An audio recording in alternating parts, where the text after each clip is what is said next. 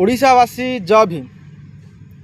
आम ओडिशार नारी मानकर गजब तरीका एक कथा मु कहीं कहूँ मो कथाटा गोटे शुणु भल भाव।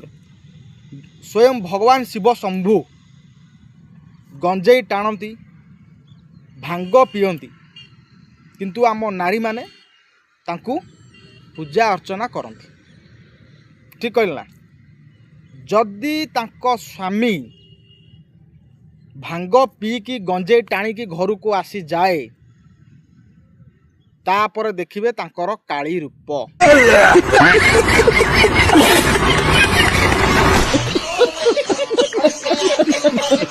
पूरा छांचुणी पहरा धरिकी तांको पछरे पूरा गोडे थे मारिया पे।